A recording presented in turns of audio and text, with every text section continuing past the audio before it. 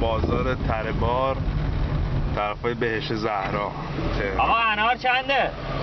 انار 1500.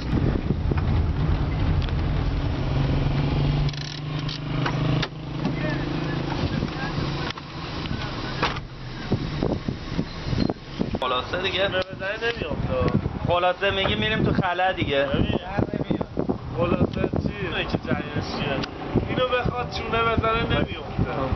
جریانش اینه. چرا میفته؟ با زور میندازیم. مهندس هم اونجا داره اسموک میزنه، ریا رو شستشو میده. اقلا سیگارتو خاموش کن بعد فیلم بگیر. آقا دست شما در نکن، چرا فیلم ما رو خراب میکنی آقا؟ سلام.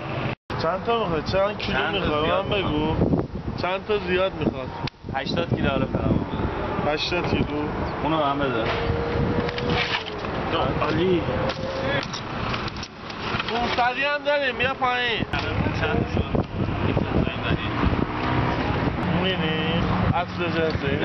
نشون بده این چیه؟ شیره شراب. نه برای نمیدونیم حالا شراب هم آقا بکش بسام دیگه. 500 هم داریم. چند تا شد؟ آقا این آقا اومد اینو زدش بالای ما. آره اونو میخواد دیگه آقا.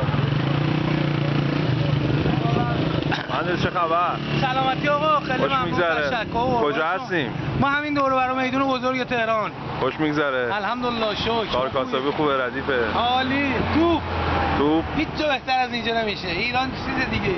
یه توضیح بده واسه بچه اون و در کلا جریان. نعمتی که تو ایران هست هیچ جای دنیا نیست. این همه نعمت دور و برتون نشون بده. کجای دنیا گیرت میاد؟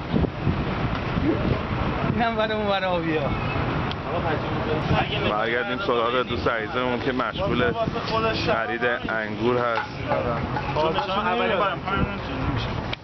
ببین این تازه الان 10 کیلو آبش هم کشته شده. به نفع تو، به خودم میدونه من خودم این کارم دارم بهت میگم نیم کیلو هم اثر توش بدید. اصل؟ آره. اصل مسئله.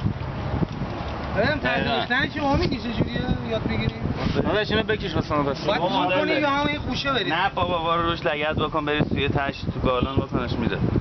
آقا نگیر بابا. تو جوشوندن میشوندن نداره درست؟ من خودم شانی فروشم، خب 100 نوع به من انداختنش به من مثلا گفتم مشتری اومده. یه نوع المانی اومد دایش گفت اینا رو خونه بعد برس تو گوشیه. همین شکلیه. 10 روز هیچ سنگ بزن آبشو بگیر، آبشو برس تو این ظرفای آب مدنی هست بزرگا نمیدن در آب مدنی. من گفت آب خالص رو برسون، یه شیلنگ در بیار تو شیلنگه رو بده توی آب.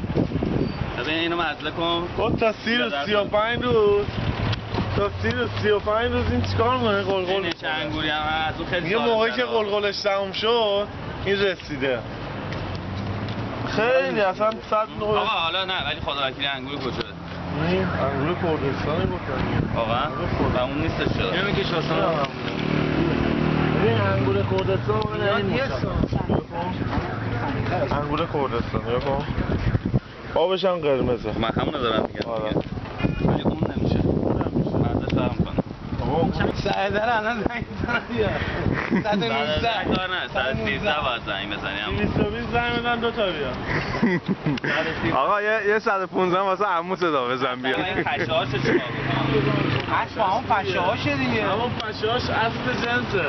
آره تو الان بریزی همه پشه در میاد. بعد از 2 ساعت به هر حال یه جای پیدا کردیم.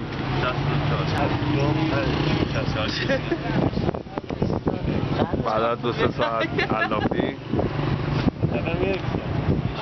انگور چنده اوسه؟ 550